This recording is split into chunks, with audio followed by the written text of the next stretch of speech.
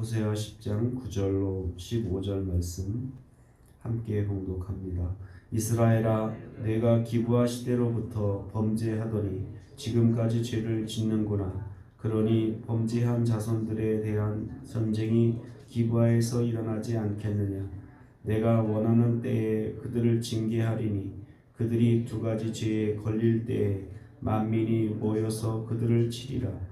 에브라임은 마치 길들인 암소 같아서 곡식 밟기를 좋아하나 내가 그의 아름다운 목에 멍에를 메우고 에브라임 위에 사람을 태우리니 유다가 밭을 갈고 야곱이 흙덩이를 깨트리리라.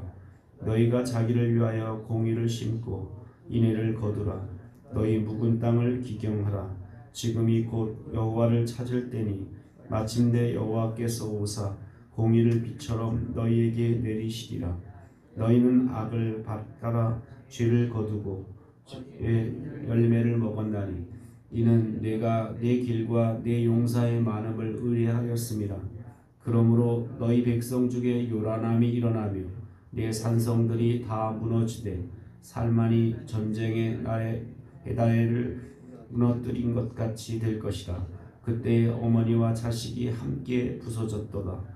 너희의 큰 악으로 말미암아 베델이 이같이 너희에게 행하리니 이스라엘 왕이 새벽에 정령 망하리로다. 아멘. 호세아 선지자는 이스라엘을 징계할 수밖에 없는 이유를 계속해서 설명하고 있는데 이 징계를 선포할 뿐만 아니라 그 징계에서 징계 후에 어떻게 회복될 것인지, 어떻게 하나님께 돌아와야 되는지에 대한 것도 설명해 주는 모습을 우리는 보게 됩니다. 먼저 이스라엘을 징계할 수밖에 없는 이유를 이야기하는데, 하나님께서 이스라엘을 징계할 수밖에 없는 이유는 과거의 죄악으로부터 시작된다라고 이야기합니다. 그래서 사사기 말기 시대인 기브아 시대에 너희들이 범죄한 것, 그래서 9절 말씀 보면 너희들이 그 기브아 시대에 범죄했던 것을 이제 과거의 죄를 들춰내십니다. 이렇게 과거의 죄를 들춰내시는 이유는 뭐냐면 과거로부터 지금까지 지속적으로 그런 죄를 지었다는 거예요. 앞에서도 그런 얘기했지만 너희들의 죄악이 뿌리가 깊다라는 거예요. 이게 뭐 하루아침에 실수로 이렇게 지은 죄가 아니라 아주 뿌리 깊게 너희 조상 대대로 이렇게 하나님을 배교하고 배반했던 그런 죄악이다. 그러기 때문에 심판할 수밖에 없다는 거예요. 하나님이 한 번, 두 번 죄진 것 이거 참지 못하셔서 너희 심판하는 게 아니다. 이것을 지금 이야기하고 있습니다. 그러니까 벌써 사사기 시대에서부터 너희 조상으로부터 지금 범죄한. 그 사사기는 언제입니까? 이스라엘이 가나안 땅 들어와 정착한 후의 시대잖아요. 그러니까 너희들이 가나안 땅 벌써 들어와서 초기서부터 범죄하기 시작한 게 여기까지 왔다라는 거예요. 약 한 200년 동안 너희들이 쭉 이런 죄를 저질러 왔다라는 것을 이야기하게 됩니다. 그러면서 10절의 말씀 보면 그들의 죄를 지적하는데 몇 가지 죄라고 이야기합니까? 내가 원하는 때 그들을 징계하리니 그들이 두 가지 죄에 걸릴 때 두 가지 죄라라고 이야기합니다. 너희들이 그 지금까지 저지른 죄가 두 가지, 여기인데 이제 숫자적인 두 가지 죄가 아닙니다. 이 두 가지라는 의미를 영어 성경 NIV에는 뭐라고 했냐면 더블 신이라고, 더블이라는 건 이중적인 죄라는 거예요. 그러니까 이걸 이제 우리가 그 죄를 이렇게 이렇게 법원에 가서 우리가 죄를 짓고 법원에 들어가면 이게 초범일 때는 어떻게 합니까?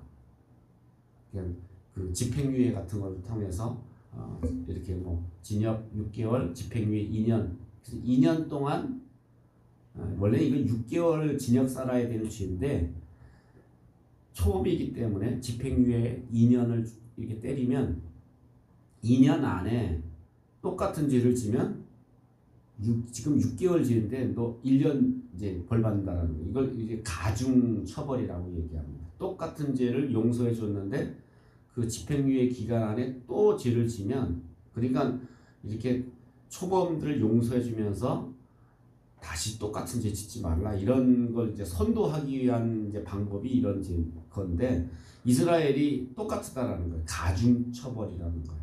너희들이 저 사사기 때부터 시작해서 이게 한두 번 저지른 게 아니다라는 거예요. 이 두 가지 죄라는 얘기는 뭐 하나 둘 이게 종류로 두 가지가 아니라 더블. 그러니까 가중적인 죄를 너희들이 가중 처벌을 지금 받는 것이다. 똑같은 죄를 지금 너희들이 지속적으로 반복한 것이다. 그렇기 때문에 너희들이 이방의 포로가 될 것이다라고 이렇게 이야기합니다.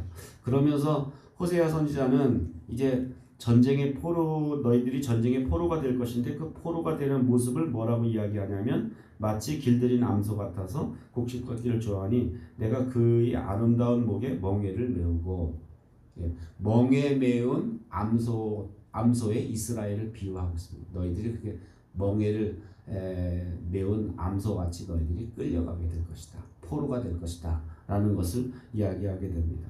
이렇게 하나님은 징계를 선포하신 후에 이 징계 가운데서도 하나님께 돌아올 길을 이제 알려주시게 됩니다. 그 징계 가운데서 돌아오는 길은 뭡니까? 12절 말씀 보니까 너희가 자기를 위하여 공의를 심고 인애를 거두라. 너희 묵은 땅을 기경하라. 한마디로 말하면 너희 묵은 땅을 기경해라. 그러면 그게 하나님께로 돌아올 수 있는 방법이라는 거예요. 묵은 땅을 기경하는 방법, 그러니까 갈아엎는 방법이 하나님께 돌아오는 방법인데 왜 묵은 땅을 기경해야 되느냐? 지금까지 이스라엘 너희들이 한 게 뭐라는 거예요? 죄악을 심었다라는 거예요. 너희가 열심히 너희 마음의 밭에 너희들이 죄악을 심었으니 그래서 그 밭에는 지금 뭐가 가득하냐면 죄악이 가득하다라는 거. 그러니까 죄를 심었으니까 죄악의 열매들이 가득한데 그렇기 때문에 그 밭을 어떻게 하라는 얘기예요? 갈아엎으라는 거예요. 갈아엎으라. 갈아엎으라는 말은 그래서 우리가 알기 쉬운 말로 하면 뭐가 될까요? 밭을 갈라라는 얘기 무슨 뜻일까요? 회개하라. 그리고 하나님께 돌아오라. 하나님을 찾으라. 이 말이 바로 너희 묵은 땅을 기경하라.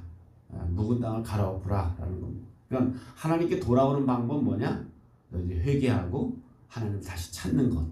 이것이 하나님께 돌아오는 방법이다라는 것을 말씀하게 됩니다. 그러면서 이렇게 하나님을 찾는 것이 바로 하나님의 공의를 행하는 것이고 이렇게 하나님의 공의를 행할 때 하나님께서 인애, 자비를 너희들에게 베푸실 것이다 라고 이렇게 말씀합니다. 그래서 여호와를 찾을 때니 마침내 여호와께서 오사 공의를 비처럼 너희에게 나타내시리라. 이렇게 공의를 비처럼 내리시면 하나님이 자비와 인내를 너희들에게 행할 것이다 라고 말씀하게 됩니다. 만약 그럼에도 불구하고 너희들이 하나님을 의지하지 않고 하나님을 찾지 않고 뭘 의지해요? 13절 말씀 보면 13절인가요? 너희들이 뭘 의지합니까? 너희가 악을 밭을 갈아 죄를 거두고 거짓 열매를 먹었나니 이는 내가 내 길과 내 용사가 많음을 의뢰합니다. 뭘 의지하는 거예요? 군사를 의지하면 너희들이 하나님 의지하지 않고 끝까지 이렇게 군사 의지하고 아수르 의지하고 애굽 의지하고 이렇게 강대국 의지하고 군사를 의지하면 어떻게 되겠다는 거예요? 그러면 너희들이 참담하게 될 것이다. 그래서 14절 15절 모습 보면 백성이 참담하게 망하는 모습을 이야기합니다. 요란함이 일어나고 산성이 무너지고 살만이, 이 살만은 뭐냐면 아수르 왕 살만 에셀을 의미합니다. 그래서 살만 에셀이 너희들을 쳐들어와서 전쟁의 날에 베다벨을 무너뜨리는 것 같이 될 것이다. 어머니와 자식이 함께 죽을 것이다. 너희가 큰 악으로 말미암아 베델이 이같이 너희에게 행하리니 이스라엘 왕이 새벽에 정령 망하리라. 이렇게 어떻게 보면 어머니와 자식이 함께 죽고 그리고 이스라엘의 새 왕, 이스라엘의 왕이 새벽에 망하게 되고 뭐 정신없이 새벽이라는 얘기는 뭐 정신 차리기도 전에 막 이리 맞고 저리 맞고 정말 정신없이 하다가 결국 망하게 될 것이다. 그래서 정말 아수르의 이제 그 망할 때 보면 북이스라엘의 마지막 왕이 호세 왕이에요.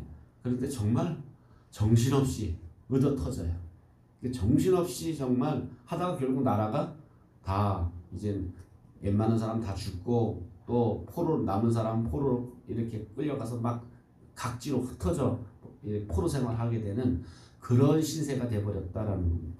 이렇게 하나님이 반복적인 죄 때문에 하나님이 심판을 내리실 수밖에 없지만 그때 하나님 너희 묵은 땅을 기경하라 하고 하나님 말씀을 들으라 하나님께 돌아오라 이렇게 말씀하는데도 불구하고 듣지 않으면 결국 이렇게 참담한 망할 수밖에 없는데 결국 북이스라엘은 하나님 말을 듣지 않았죠. 그래서 망하게 된 그런 모습을 우리는 보게 됩니다.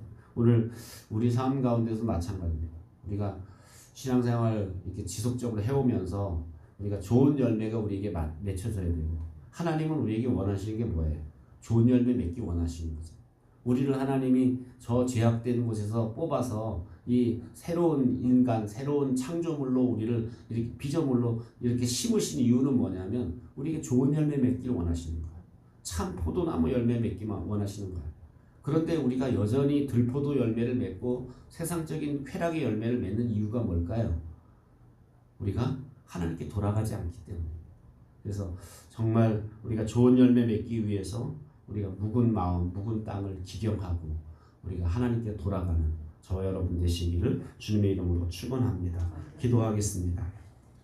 말씀을 기억하면서 하나님 우리가 좋은 열매 맺기 위해서 묵은 마음의 밭을 갈아 얻게 해주시고 회개하고 하나님 앞에 더 가까이 날마다 서게 해달라고 기도하고 또 여러분 자신의 기도 제목을 놓고 기도하겠습니다.